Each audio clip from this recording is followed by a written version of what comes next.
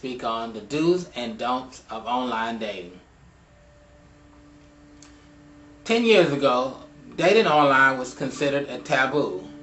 People that were considered the candidates of online dating would be considered as perverts, widows, desperate people, desperate and lonely people that can't get dates.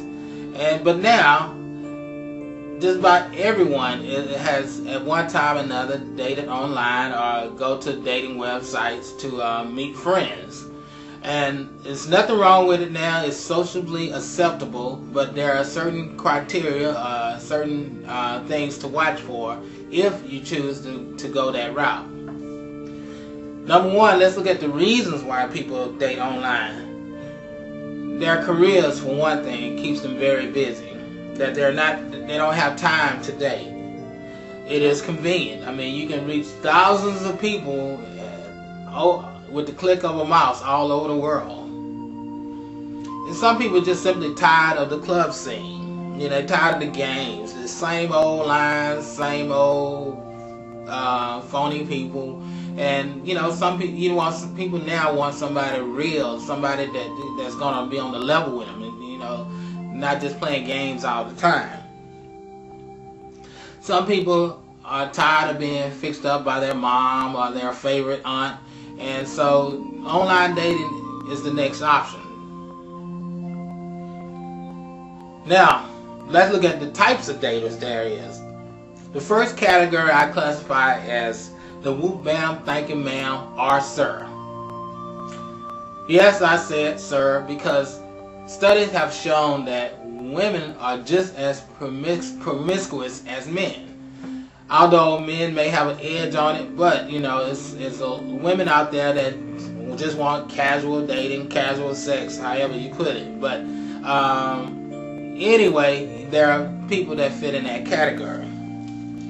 The one-night stands, as we call them. Some call them other things, but I will not say that on this video.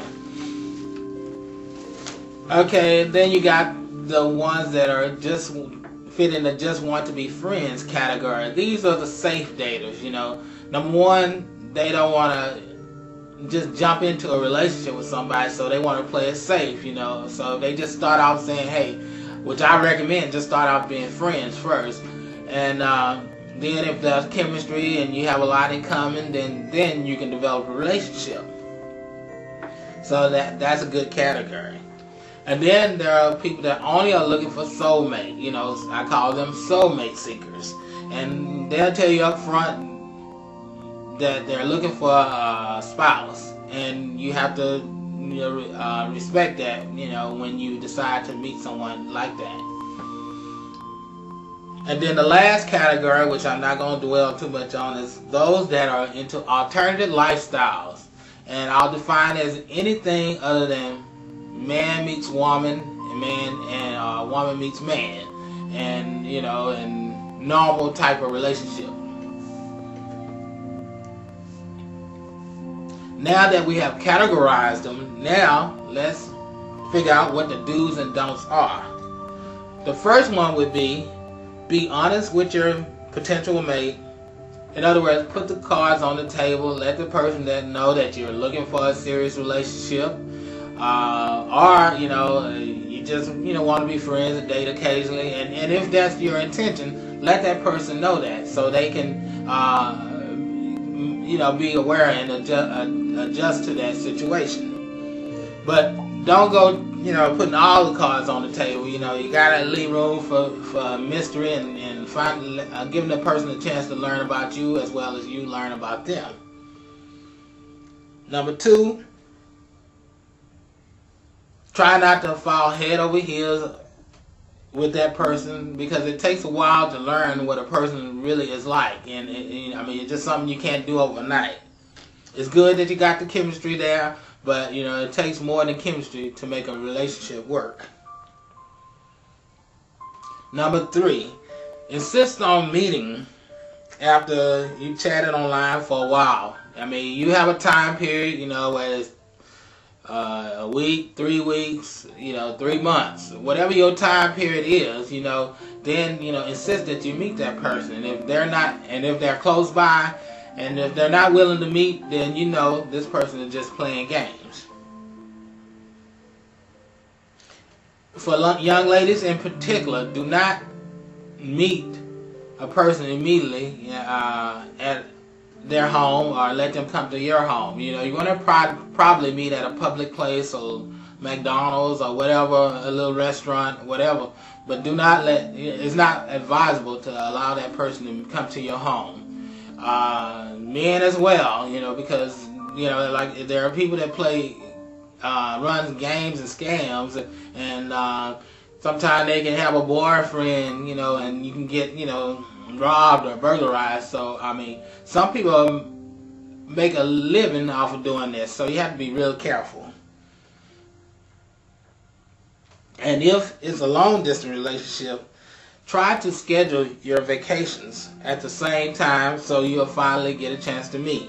Just chatting on the phone and online, that's only a part of it. But you can't really get a chance to know what a person like until you're really around them in person.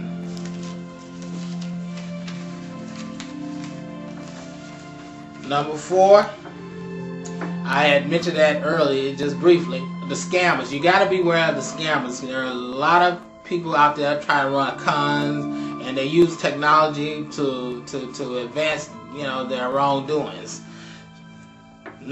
Such as somebody that has a sick grandmother, or uncle, or mom that needs some type of surgery. Don't fall for it. I mean, it's just just most likely if you meet them online, it's a scam. And just be aware of that. There are also people that may get online and say they have a trust fund that they have, but they can't get into it until they either marry or have a child. There's some kind of stipulation on that requires them to follow in order to get the money. Most likely, it's a scam. Or you might encounter someone that may have been rich, well off, and had was falsely accused of a crime they didn't commit, and they have this money in their bank account, but the only way they can get it, they have to transfer it into another account to get the money. And they tell you if you use your account to get the money, then they give you X amount of dollars. It's a scam. They had that same scenario on 2020 last year, so be watchful for that. And you would think, even though these things are nationally publicized, people still fall for these scams.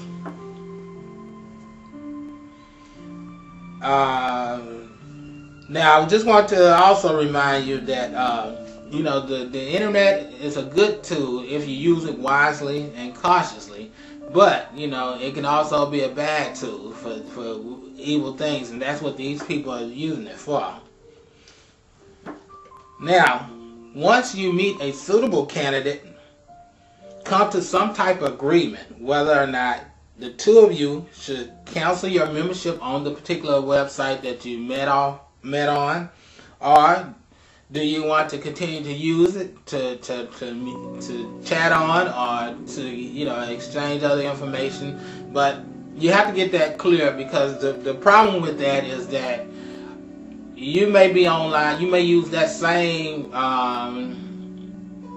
website, that same account to get your personal emails or business contacts, and then if that person is online and they trying to get a message to you, and you may even leave the computer for a minute, and then they might assume that you're talking to other people. And it's a possibility that can be true, but not necessary in all cases. So my suggestion is you would probably want to get another account for your business contacts or personal emails, and then one for your dating purposes. And then that way, you can kind of avoid the confusion. But it's not a foolproof plan. And if you see, if it's okay, if you agree, the two of you agree that it's okay to talk to people of the opposite sex, then fine. That's something that the both of you agree to, and then obviously there's some type of trust there. Now, just be mindful that if you're browsing the same website, chances are that person is browsing too, and eventually you'll get caught.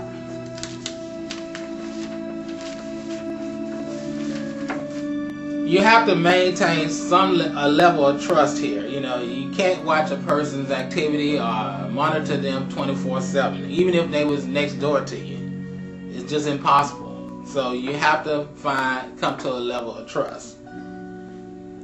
It may be very tempting at times to talk to other people because you have access to these people, but it's not a wise thing to do. And I know it's difficult to give 100% trust to a person that you, especially if you met them online. I mean, it's just not a wise thing to do, you know, because it takes a while to really find out what their intentions are. Okay, and once you met that person and you feel that you're going to make some kind of meaningful relationship out of it, you know, just continue to treat that relationship as if it was a normal relationship. You know, dating, if you stay close by each other, you know, the normal dating thing, movies, dining out, you know, blockbuster night, the normal activity. You know, you want to continue to do those things.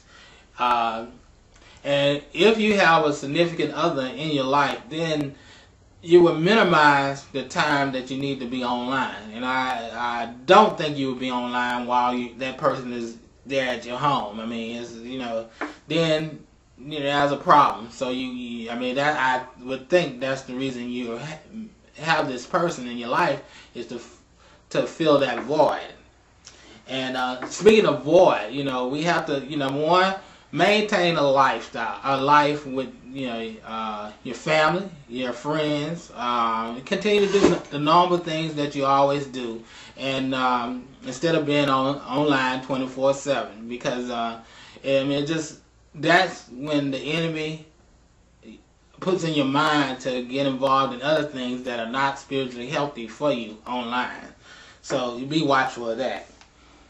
And the most important thing I want you to remember is to stay focused on God. You know, God allow us to use the internet for a good thing, and if it's used wisely, it can be a very good source. And, you know, even, you know, meeting your